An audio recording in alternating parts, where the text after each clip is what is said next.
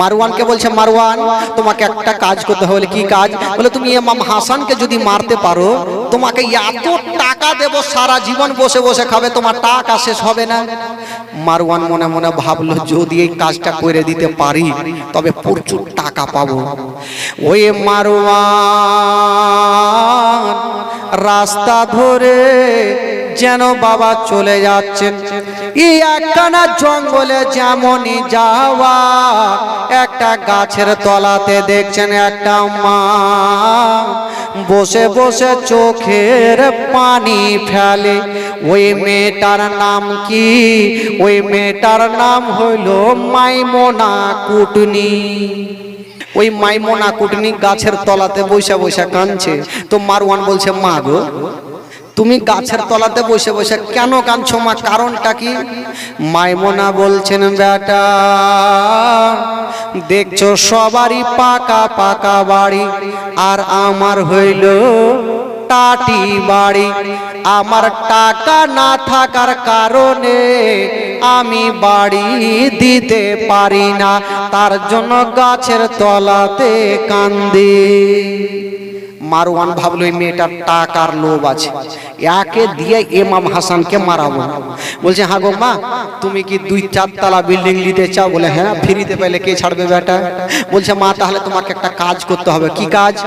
যদি তুমি ইমাম হাসানকে মারতে পারো তবে তোমাকে প্রচুর টাকা দেব। দালালের উপরে দালাল শুরু, মানে মারওয়ান টাকা পাবে ইয়াজিদের কাছে, আর ইয়াজিদ কি বলে, মারওয়ান এবার বলতে লাগলো মাইমুনাকে যে আমি তোমাকে কিছু টাকা দিয়ে দেব। ওই মাইমুনা কুটনি বলছে, যা বলেছ আর বলো না। বলে জন বলো না, ওই মদিনা শরীফে ইমাম হাসানকে সবাই মানে, আমি এত সুন্দর মানুষকে আমি কোনো মতে মারতে পারবো না। বলছে, এক কাজ করো মা, তোমাকে একটারা সময় দিলাম, তুমি বাড়ি যাও, ভাবনা চিন্তা করো, যদি তুমি মারতে চাও তাহলে কালকে সকাল বেলাতে আবার গাছতলাতে দেখা করো। ঠিক আছে। ওই মেয়েটা বাড়ি গেল, সারা রাত ঘুমটা আসে না, বিছানায় শুয়ে শুয়ে মেয়েটা ভাবছেন, আল্লাহ যদি আমি ইমাম হাসানকে মেরে দিই তবে প্রচুর টাকা পাবো, প্রচুর টাকা পাবো, কিন্তু মারবো কেমন করে? যাই হোক, যেই করে হোক মারবোই মারবো। বাবা সকাল বেলাতে আবার ওই গাছের তলাতে হাজির হয়ে গেল। যেমন গাছের তলাতে হাজির, ওই দিকে মারওয়ান 1 পা 2 পা করে ওই গাছের তলাতে চলে আসলো। আচ্ছা মা, আচ্ছা বলো তোমার ডিসিশন। বলে, হ্যাঁ বেটা তুমি সত্যি বলেছো, আমি 2-4 তলা বিল্ডিং নিতে চাই, যেমন করে হোক ইমাম হাসানকে আমি মারবো। ঠিক আছে, তাহলে তুমি মারো। দেখেন ভাই, মারতে হলে কাউকে যদি মারার প্ল্যান করতে হয় তবে আগে বন্ধু বান্ধবকে ঠিক করতে হবে। আজকে বাড়ির লোক যদি না থাকে তাহলে বাড়িতে চুরি কমই হবে। ওই মেয়েটা মাইমুনা কুটনি ভাবলো যারা কুটনি হয় তারকে গির হয় কিন্তু বুদ্ধিও থাকে না ভাই, একদম টানাতে বুদ্ধি থাকে। তো মাইমুনা কুটনি চিন্তা করলো, মারার আগে ইমাম হাসানের বিবি জায়েদার সঙ্গে আগে আমাকে সম্পর্ক তৈরি করতে হবে, সম্পর্ক না করলে মারা যাবে না। একদিন বাবা ইমাম হাসানের গেটে গিয়ে দাঁড়িয়ে আছেন, ইমাম হাসানকে দেখছে, ও কখন বাইরে যাবে যে আমি বাড়িতে জায়েদার কাছে ঢুকবো। দেখছেন ইমাম হাসান বাড়ি থেকে বাইরে গেল, আর মাইমুনা বাবা বাড়িতে ঢুকে গেল। বলে, জায়েদা। কে হলো? জায়েদা কিন্তু মাইমুনাকে চিনহেই না। বলছে, কে তুমি? বলছে, তুমি আমাকে চিনহো না, তোমার স্বামী আমাকে ভালো করে চিনহে, আমার নাম হইল মাইমুনা, তোমার মাসি। তো জায়েদা ভাবলো যে মাসি যখন এসছে আমি না চিনতে পারি, আমার স্বামী তো চিনহে, যাকে এসছে তো একটু জায়গা দিই। বলছে, তো তোমার স্বামী কোথায়? ও জানে যে বাড়িতে নাই, তাও জিজ্ঞেস করছে তোমার স্বামী কই? আমার স্বামী তো কোথায় গেছে? তো যাকে তোমার স্বামীর সাথে দেখা হইলো না, অনেকদিন থেকে দেখা হয়নি, আচ্ছা বলো তো তোমার স্বামী কি খেতে বেশি ভালোবাসে? এই গল্পতে বলে ফেলেন, আমার স্বামী সব থেকে মধু খেতে ভালোবাসে। বেরাদার বন্ধুগণ বাবাজি আমার, ওই মাইমনা পৌঁছে গেল বাবা মারওয়ানের কাছে আর বলছেন বেটা মারওয়ান, ওই ইমাম হাসান সব থেকে মধু খেতে ভালোবাসে। ও যুবক বন্ধুরা, ওগো আমার মা বোনেরা, এবার মধু নিয়ে আসা হইল আর ওই মধুতে এক ধরনের বিষ মিশিয়ে দিল বাবা। যেমন বিষ মিশালো গো, মধুর রং হইল লাল, এমন জাহরিলা বিষ দিয়েছে বাবা, ওই মধুর রং খানা কালো হয়ে গেল। এমন বিষ মধুতে মিশালো, ওই মধুখানা জামের মতো কালো। মাইমনা বলছেন মারওয়ান, যদি জিজ্ঞাসা করে যে মধুর রং হয় লাল, কেন কালো হইল, তখন কি বলবো?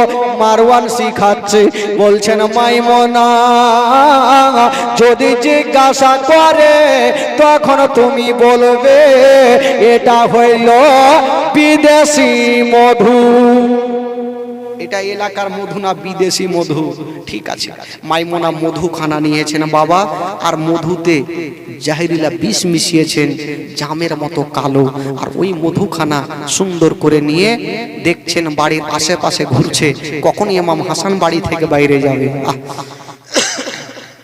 যেমনই বাবা বাড়ি থেকে যেতে নাই, ইমাম হাসান যেমনই বাড়ি থেকে বের হলেন বাবা, ওই মাইমনা ওই মধুখানা নিয়া আবার যেন বাড়িতে ঢুকে গেল।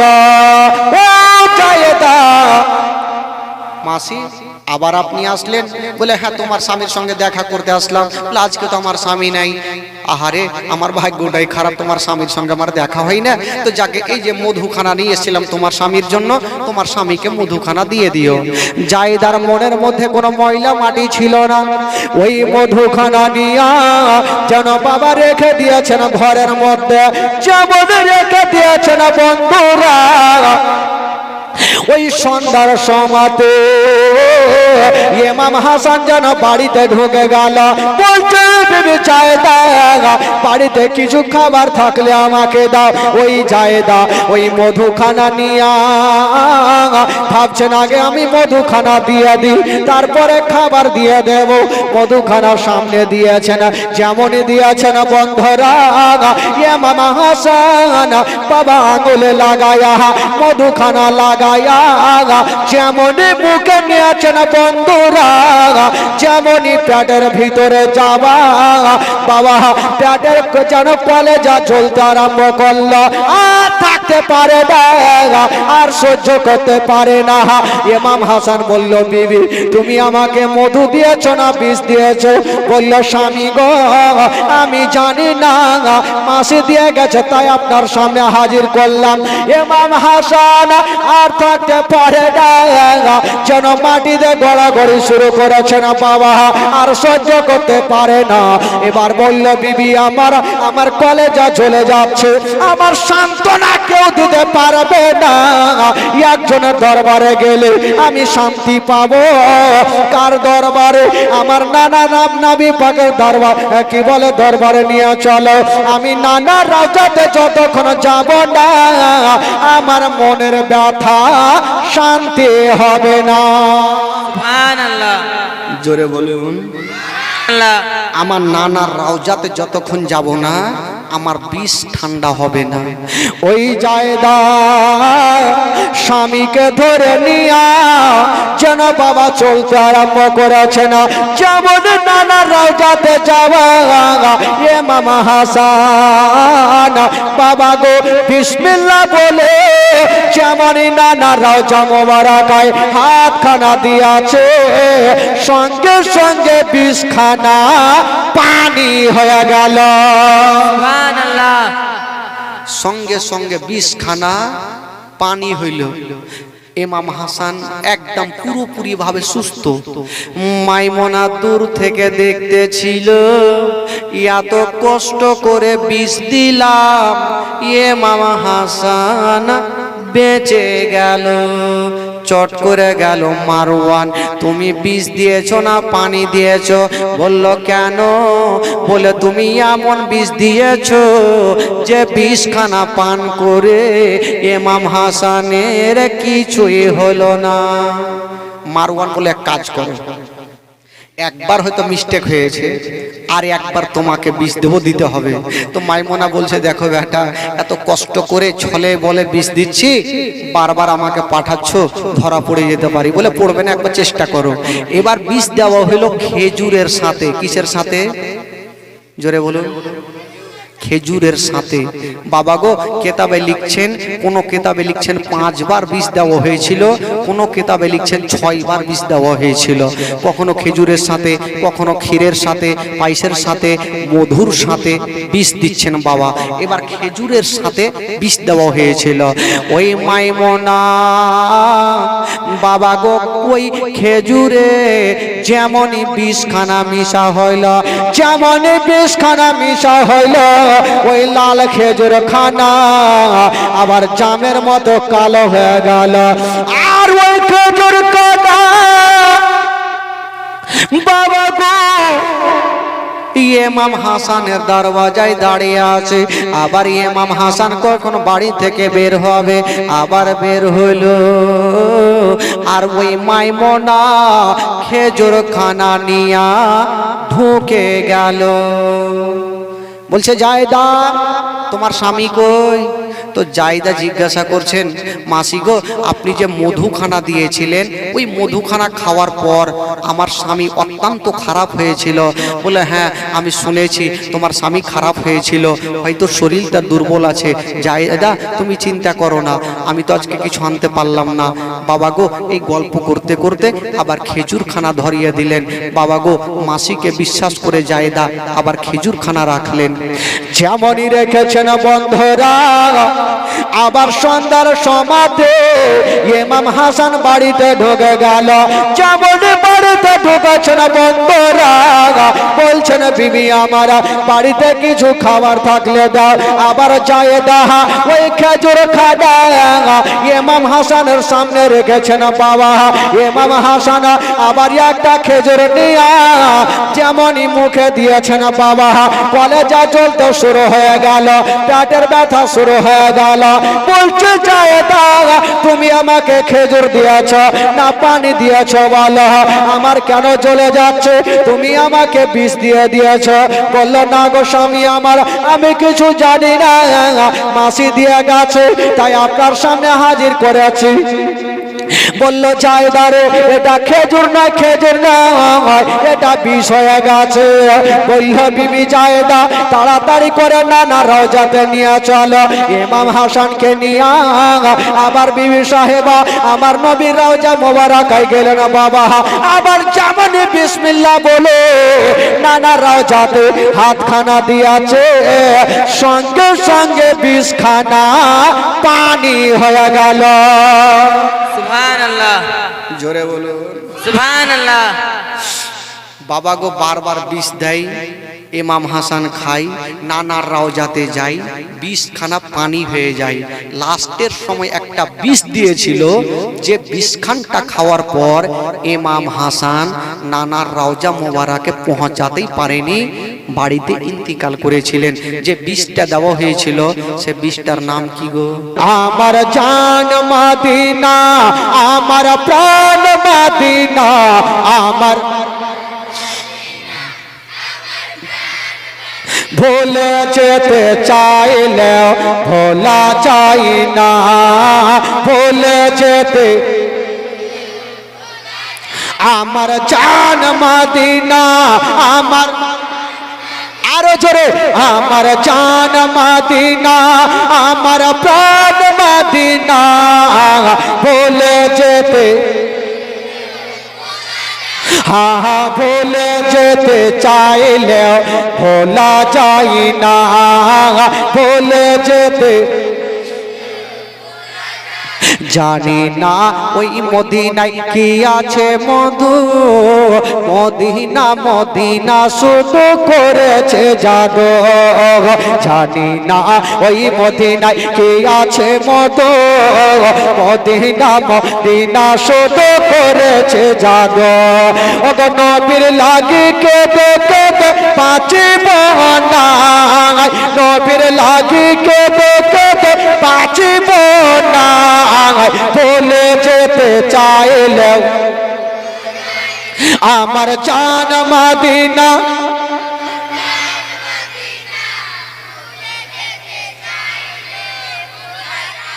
হা হা বলে যেতে চাইলেও মদিনার স্মৃতিগুলি ভাবি বারে বার, কবে আমি দেখা পাবো রওজা তোমার। মদিনার কথাগুলি ভাবি বারে বার, কবে আমি দেখা পাবো রওজা তোমার।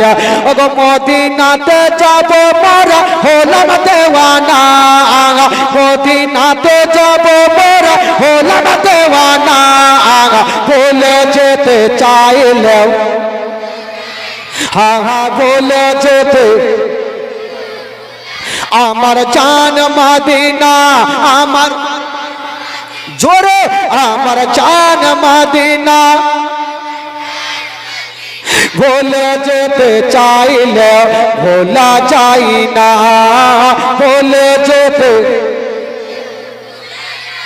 বদর আছে খন্দক আছে উহুদের পাহাড়, নবীর লাগে এই কালেমের বেতার পাহাড়।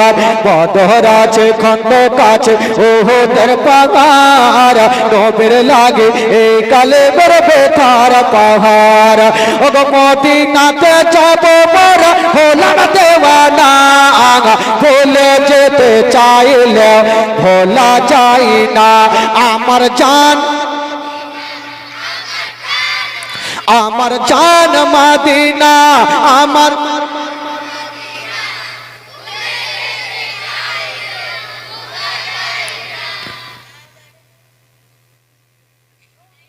ক্যাসেট ঘুরে না নাকি রে?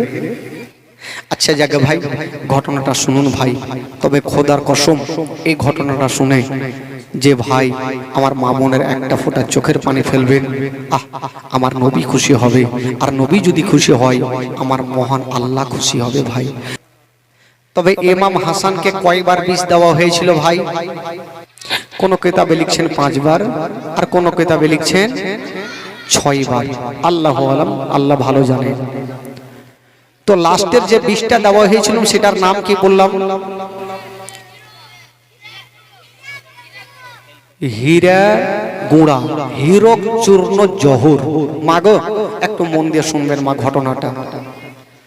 একটা লোককে যদি 4 থেকে 5 বার 6 বার যদি বিষ দেওয়া হয়, আর বারবার যদি বাবা নানার রওজাতে যায়, তার মনটা কি করে? বাবা গো এমনিতে অসুস্থ হয়ে গেছে, অসুস্থ হয়ে গেছেন, বিছানায় শুয়ে যাবে।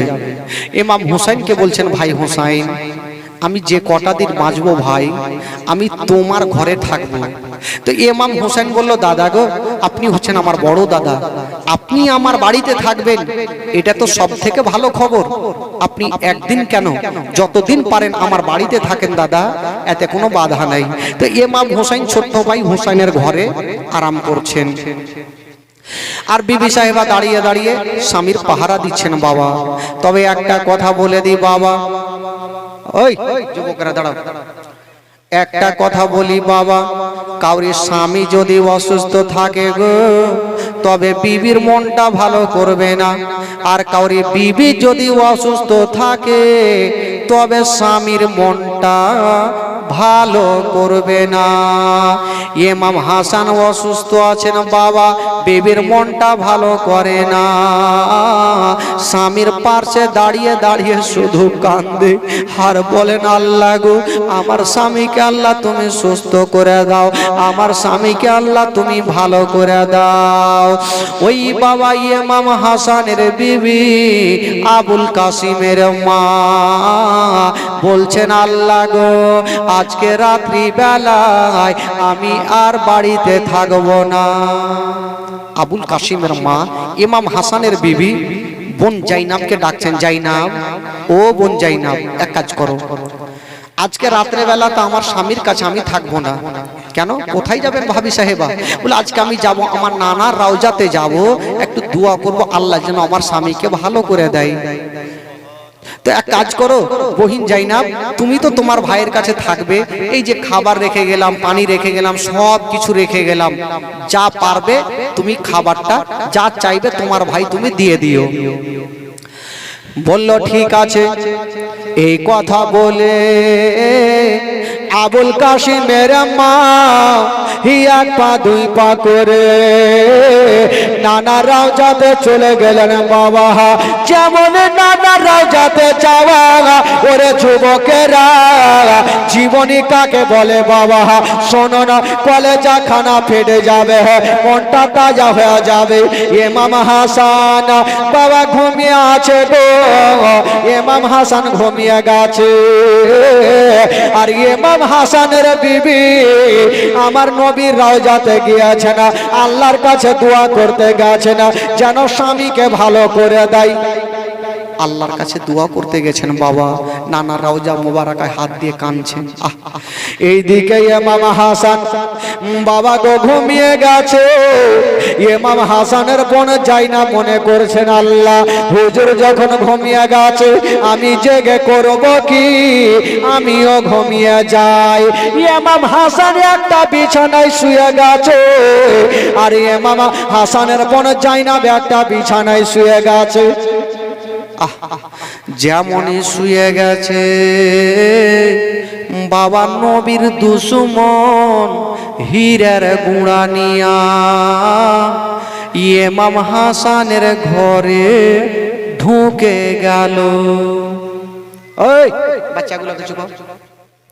যেমনই ঢুকেছেন বাবা দেখছেন একদিকে জাইনাব ঘুমিয়ে আছে, একদিকে ইমাম হাসান ঘুমিয়ে আছে, আর ওই নবীর দুশমন হীরের গুঁড়া নিয়া চিন্তা করছেন জানি না এই হীরের গুঁড়া খানা আমি কিসে দেব। কোনো ভাতে দিলে ধরা পড়ে যাব, তরকারিতে দিলে ধরা পড়ে যাব। যদি হীরের গুঁড়া খানা পানির মধ্যে দিতে পারতাম তবে ওই ইমাম হাসান জানতে পারতো না। বাবা গো চতুর্দিকে তাকিয়ে দেখে কেবল দেখছেন একটা পানির কলসি রাখা আছে আর যেন গিরা বাঁধা আছে। আবুল কাসিমের মা ইমাম হাসানের বিবি বাবা গো ওই কলসিতে পানি রেখেছিল আর গন্তি করে বাবা 7টা গিরা দিয়েছিল। যদি কেউ গিরা খানা খুলে তবে ধরা পড়ে যাবে। নবীর দুশমন ভাবছে এখন যদি আমি গিরাটা খুলে ওই পানির মধ্যে হীরক চূর্ণ জোহর দিই তবে জানি না হয়তো ইমাম হাসানের বিবি জেনে যেতে পারে। তবে কেমন করব, এ পানির মধ্যে কেমন করে দেব?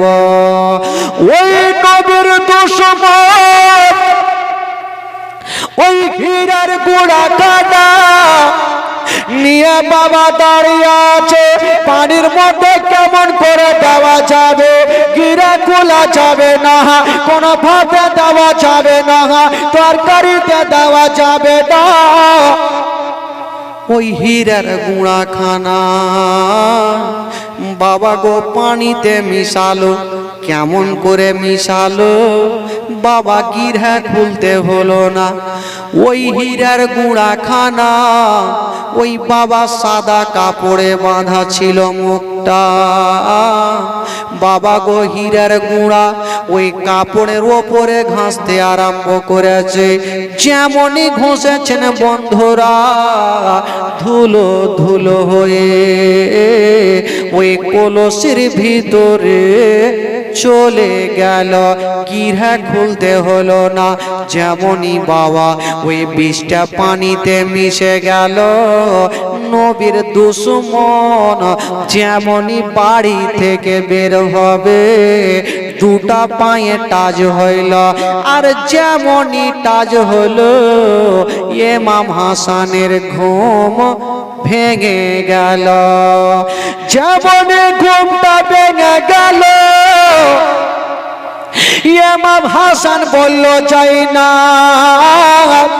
আর ঘুমায় না, আর ঘুমায় না, তাড়াতাড়ি করে জেগে যাও। হুজুর আপনি জেগে গেলেন? হ্যাঁ বহিন জাইনাব, আমি জেগে গেলাম। যেমনই বহিন জাইনাব ইমাম হাসানের দিকে দেখছে গো, ইমাম হাসানে সমস্ত শরীর দিয়ে যেন ঘাম বের হচ্ছে। বলছেন, ভাইয়া গো আপনি কেন এই রকম করে কাঁদছেন, কি এমন হইল? বলছেন, বহিন যাই না, তুমিও ঘুমিয়ে গেছিলে, আমিও ঘুমিয়েছিলাম। ঘুমের মধ্যে আমি একটা স্বপ্ন দেখলাম, স্বপ্ন দেখে কাঁদতে লাগলাম। বোন যাই না বলছেন, ভাইয়া আপনি স্বপ্ন কি দেখলেন? বলছেন, বহিন যাই না, স্বপ্নের কথা তোমাকে পরে বলবো। স্বপ্নটা দেখে আমার হুলকুম খানা শুকিয়ে গেছে, যদি তুমি পারো তবে এক পিয়ালা পানি দিয়া দাও। জাইনাব চতুর্দিকে তাকিয়ে দেখছে, বাবা গো দেখি ভাবি সাহেবা কি রেখে গেছে। বাবা দেখছে চামড়ার কলসিতে পানি। জাইনাব বললেন, হুজুর আপনি পানি চেয়েছেন, তবে যে কলসিতে পানি আছে এটা হলো বাসি পানি, ঠান্ডা পানি। আপনাকে ঠান্ডা পানি আমি দেব না। আপনি পানি চেয়েছেন, আমাকে 5টা মিনিট সময় দেন, আমি বাইরে যাব, লোটা নিয়ে যাব, আর টাটকা পানি এনে আপনাকে দেব। জাইনাব বলছেন, ভাইয়া আপনি পানি চেয়েছেন, পানি দেব, তবে আপনি 5টা মিনিট আমাকে সময় দেন, আমি লোটা নিয়ে যাব আর বাইরে থেকে টাটকা পানি নিয়ে এসে আপনাকে দেব। ইমাম হাসান বলল, ঠিক আছে যাও। ইমাম হাসানের বোন যায় না, বাবা গো একটা গেট দিয়া লোটা নিয়ে টাটকা পানি আনতে গেল, আর ওইদিকে ইমাম হাসানের বিবি নানা রাওজাতে দোয়া শেষ করে বাবা অন্য গেট দিয়া বাড়ির মধ্যে ঢুকে গেল। যেমনই ঢুকেছেন বাবা দেখছে স্বামী ইমাম হাসান বিছানায় পড়ে পড়ে কান্দে। বলছেন, স্বামী গো, ও গো আমার মাথার তাজ, আপনি কেন বিছানাতে পড়ে পড়ে কাঁদছেন? কি এমন হয়ে গেল, কেন আপনি কাঁদছেন? বলল, বিবি রে আমার হুকুম খানা শুকিয়ে গেছে, যদি পারো তবে আমাকে এক পেয়ালা পানি দিয়া দাও। ইমাম হাসানের বিবি বলল, স্বামী গো আমি তো আমার বোন জাইনাবকে বসিয়ে রেখে গেছিলাম, আমি তো সব কিছু রেখে গেছিলাম, পানি রেখেছিলাম, আপনাকে পানি দেয়নি? বলল, না আমার জন্য টাটকা পানি আনতে গেছে। ইমাম হাসানের বিবি ভাবছেন, আহারে পাগলিটা, এই লোকটা পানি পানি করে জান ছাড়ছে, আর উনি টাটকা পানি আনতে গেছে। ঠিক আছে হুজুর আপনি চিন্তা করবেন না, আপনাকে হালকা পানি আমি কলসি থেকে দিচ্ছি, আপনি শুধু গলাটা ভিজিয়ে এলেন, তারপরে জাইনাব যখন টাটকা পানি আনবে আপনি আশুদা করে পানি পান করবেন। বিবি জানে না ওই কলসি থেকে বাবা গো কলসির মুখটা গিরহা গালা খুলছেন, বাবা দেখছেন 7টা গিরহা। বিবির মনে সন্দেহ হইল না, আমার কলসি কেউ খুলেনি, ওই কলসি থেকে এক পিয়ালা পানি ইমাম হাসানকে দিয়ে দিল। যেমনই পানি দিয়েছেন বন্ধুরা, ওই পানি খানা ইমাম হাসান যেমনই পান করেছে গো, বাবা ওই পানি পেটে যেতে নাই, ইমাম হাসান আর দাঁড়িয়ে থাকতে পারে না, বাবা বিছানায় পড়ে গেল, কলেজা জ্বলতে আরম্ভ করে দিল। বলল বিবি আমার, তুমি আমাকে পানি দিয়েছ না বিষ দিয়েছ বলো, আমার কলেজা কেন চলে যাচ্ছে, আমি পানি পান করে আমার কলেজা চলে যাচ্ছে গো, আমি আর সহ্য করতে পারি না। বিবি সাহেবা বলল, স্বামী গো আমি জানি না, আমি জানি না পানি আপনাকে দিলাম, তবে জানি না উনি আমার দুশ্মনে বিষ মিশিয়ে দিয়েছে। ইমাম হাসান দাঁড়িয়ে থাকতে পারে না, বাবা মাটিতে গোড় দিতে লাগলো, যেমন একটা মুরগির গলা কাটলে মুরগি ছটপট করে, ইমাম হাসান যেন ছটপট শুরু করেছেন। বাবা ওরে যুবকেরা, ও গো মা, ইমাম হাসানের বিবি স্বামীকে জড়িয়ে ধরেছে আর বলছে, স্বামী গো আপনাকে নানার রওজাতে নিয়ে যাব। যেমনই বাবা দাঁড় করিয়েছে, ইমাম হাসান দাঁড়িয়ে থাকতে পারলেন না, বাবা জমিনে পড়ে গেল।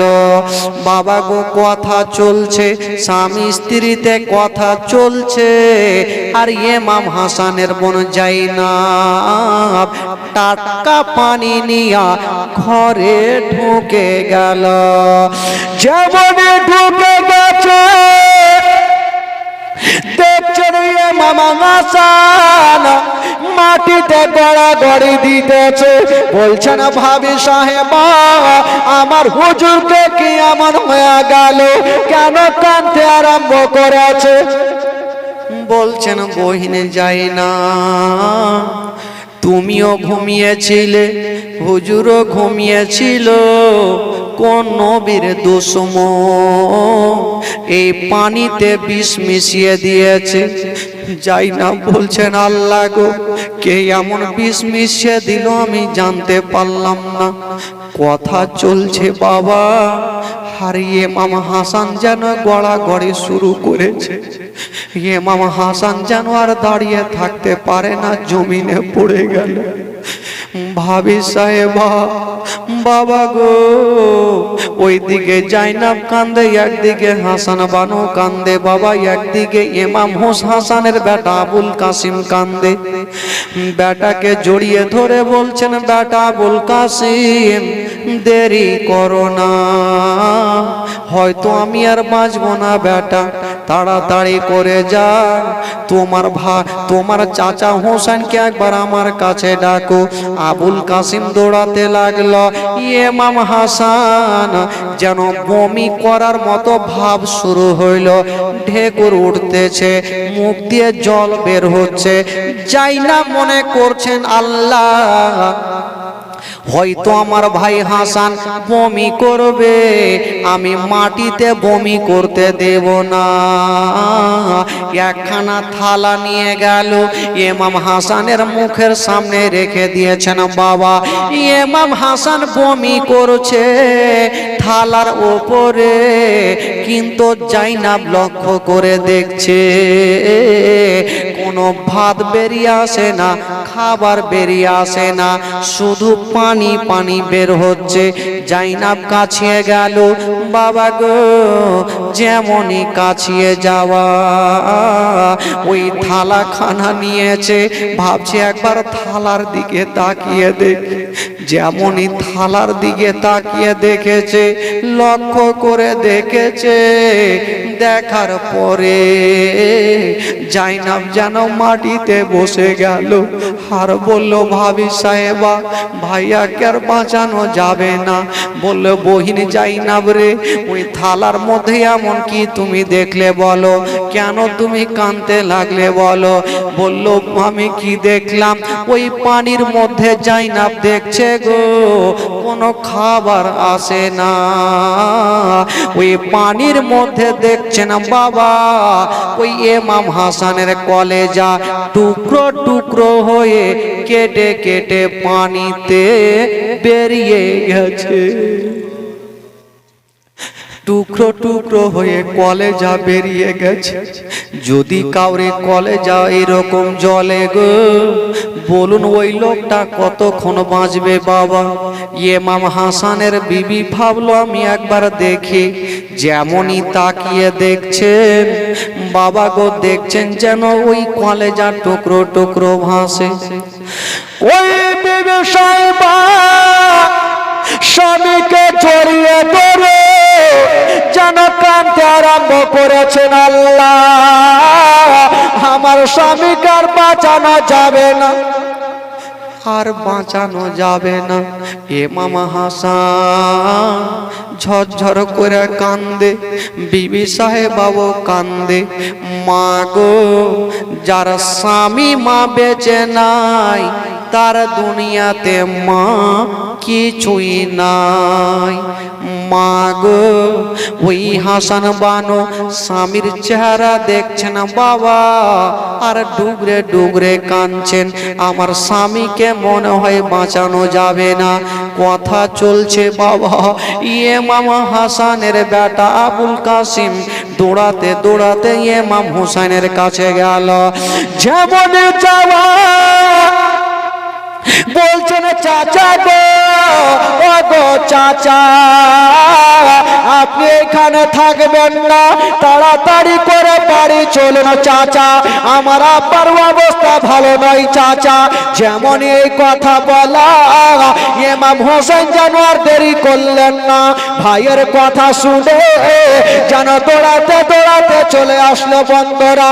যেমনই চলে এসেছেন বাবা, দেখছেন চোখে ইমাম হাসান কাটা মুরগির মতো ছটফট করছেন। ইমাম হোসেন দেরি করলেন না, ভাইকে টেনে বুক কানে লাগিয়েছেন। ও গো দাদা, কেন আপনি কাঁদছেন দাদা? ইমাম হোসেন বলল ভাই, ইমাম হাসান বলল ভাই হোসাইন, এ কলসির পানি পান করার পরে আমার কলেজা জ্বলে যাচ্ছে, মনে হয় কেউ বিষ মিশিয়ে দিয়েছে। ইমাম হোসেন বলল ঠিক আছে দাদা, যখন তুমি পানি পান করেছো আমিও দেখি পানি পান করব। ইমাম হোসেন ওই কলসিটা নিয়া যেমনই পানি পান করতে যাবে, ইমাম হাসান দেখলো আমি পানি পান করার পরে আমার কলেজা খানা জ্বলে যাচ্ছে। ভাই হোসাইন যদি পান করে তবে হোসাইনের কলেজা জ্বলে যাবে। যেমন করে হোক না কেন আমি পানি পান করতে দেব না। বাবা ইমাম হাসান জমিন থেকে উঠে গেল, আর ইমাম হোসেনের হাতে একটা বাড়ি মেরে দিল। যেমনই বাড়ি মেরেছেন বন্ধুরা, ওই চামড়ার কলসি খানা যেন মাটিতে পড়ে গেল, কলসি ভেঙে গেল, পানি জমিনে পড়েছে। বাবা গো, ওই পানি যত দূর পর্যন্ত পড়েছে মাটি পর্যন্ত জ্বলে গেছে, মাটি পর্যন্ত জ্বলে গেল। যেই বিষে বাবা গো মাটি পর্যন্ত জ্বলিয়া দেয়, ওই বিষ যদি পেটে যায় বলুন তার অবস্থা কি হয়? ও যুবকেরা, ও গো মা বোনেরা, ইমাম হোসেন বলছেন ভাই হাসান, আচ্ছা ভাই বলো এ বিষটা কে তোমাকে দিয়েছে? ইমাম হাসান বলেছিল ভাই হোসেন রে, আমি তাকে পিছন থেকে দেখেছি, তবে ভাই হোসেন যদি আমি নামটা বলি তুমি কি করবে? ইমাম হোসেন বলেছিল দাদা যদি নামটা তুমি বলে দাও আমি তাকে জিন্দা জবাই করে দেব। ইমাম হাসান বলেছিল ভাই হোসেন আমি তাকে পিছন থেকে দেখেছি। ওরে ভাই হোসেন, আমাকে যে বিষ দিয়েছে ভাই আমি আল্লাহকে সঁপে দিয়েছি। ইমাম হাসান ভাবলো এখন যদি আমি আইডিয়াতে একজনের নাম বলে দিই আমার ভাই তাকে জিন্দা রাখবে না, যদি সে না হয় তাহলে আমার নানার সামনে মুখ দেখাতে পারবো না। না না বললে ভাই হোসাইন আমি পিছন থেকে দেখেছি ভাই, তবে সন্ধ্যের মধ্যে নামখানা বলবো না। তবে ভাই হোসাইন রে আমি যাই যে আমাকে বিষ দিয়েছে আমি আল্লাহকে সঁপে দিয়েছি ভাই, আল্লাহ তার বিচার করবে। বাবা গো কথা চলছে আর ইমাম হাসান যেন মাটিতে গড়াগড়ি দিতেছে। জাইনাব দৌড়িয়ে আসলো, ভাই হাসান ও গো দাদা তুমি বলেছিলে একটা স্বপ্ন দেখেছিলে, বলো কি স্বপ্ন দেখেছ? বলতে লাগলো শোনো আমি স্বপ্ন দেখেছি আমার কপালে কুলহু আল্লাহ সূরা লেখা, এই লেখাটা আমার কপালে দেখেছি। বাবা গো একজন বিখ্যাত আলিমকে ডাকা হইল, তারা জিজ্ঞাসা করলো ও গো আলিম সাহেব আচ্ছা বলুন যার কপালে কুলহু আল্লাহ সূরা লেখা এর মানেটা কি? তখন বলেছিল শুনে নাও যার কপালে সূরাটা লেখা সে আর বেশিক্ষণ জগতে বাঁচবে না। এই কথা বলতে নাই বাবা গো সবাই কাঁদতে আরম্ভ করেছে। একদিকে জাইনাব কান্দে, একদিকে উম্মে কুলসুম কান্দে, একদিকে হাসান বানু কান্দে, একদিকে আবুল কাসিম কান্দে, সবাই যারে যার হইয়া কান্দে। ইমাম হাসান পেটে হাত দিয়ে বাবা ছটপট করছে, বলল ভাই হোসাইন রে তোমাকে একটা কথা বলে দি, ভাই হোসাইন ভাই তোমাকে একটা কথা বলে দি, আমার যখন ইন্তিকাল হবে তবে ভাই তুমি কাউরির সাথে ঝামেলা করবে না।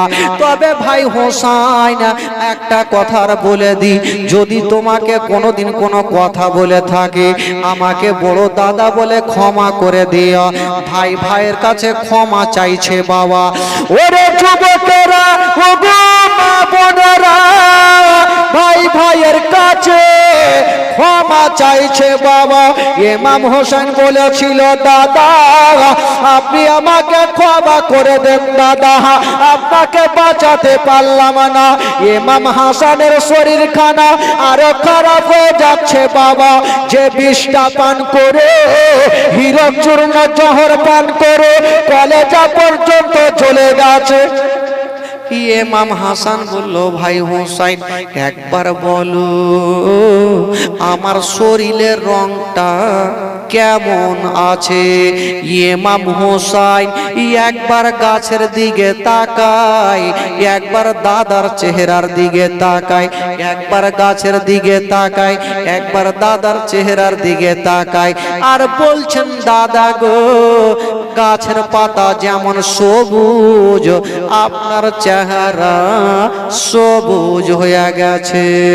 ইমাম হাসান বলেছিল ভাই হোসাইন রে আমার নানা বলেছিল যেই সমাতে আমার বড় নাতিকে বিষ পান করাবে আমার বড় নাতের সমস্ত চেহারা সবুজ হবে, সেদিন দুনিয়াটা ছাড়বে। ভাই হোসাইন রে আমার নানার কথা মিথ্যা হতে পারে না, আমাকে বিষ পান করিয়েছে ভাই হোসাইন। আমার চেহারা যখন সবুজ হয়ে গেল আমি আর বেশিক্ষণ বাঁচব না। ওই ইমাম হাসান বেটা আবুল কাসিমকে ডেকে নিয়া গালে মুখে চুমা খাচ্ছেন বাবা আর বলছেন বেটা রে ওরে লাডলা দুলারা ওরে কলেজার পারা আমি জগতে থাকবো না রে বেটা, আমি দুনিয়াটা ছেড়ে চলে যাব। তবে বেটা একটা কথা শুনো, আমি তোমার চাচার হাতে তোমাকে সঁপে দিলাম বেটা, তোমার চাচার পারমিশন ছাড়া তুমি কোনো কাজ করবে না বেটা। তোমাকে একটা কথা বলে দি বেটা, তোমার চাচার পারমিশন ছাড়া তুমি কোনো কাজ করবে না বেটা। তবে বেটা রে, ইমাম হাসান একখানা তাবিজ বেটার হাতে দিয়ে দিল আর বলল, বেটা শোনো, এ তাবিজ খানা তুমি তোমার কাছে রাখো বেটা। আব্বা তাবিজটা কি খুলবো? না রে বেটা না, তাবিজ খানা খুলতে হবে না। আব্বা কখন খুলবো? বলল, বেটা যেই দিন অনেক বিপদে পড়ে যাবে, কোনো বিপদ দূর হবে না, কোনো সমাধান হবে না বেটা, সেই দিন তাবিজ খানা খুলে দেখবে তোমার সমাধান হয়ে যাবে, আল্লাহ তোমার সমাধান হয়ে যাবে। এই কথা বলে নিয়া বাবা গো তাবিজ খানা রেখে দিলেন বন্ধুরা। আর মামা হাসান একবার ওপরে নজর করেছেন বাবা, আর যেমনই নিচে নজর করা, দেহু থেকে রূহ পারওয়াজ হয়ে গেল। সকলে পড়ুন, ইন্না লিল্লাহি ওয়া ইন্না ইলাইহি রাজিউন। আল্লাহুম্মা সাল্লি আলা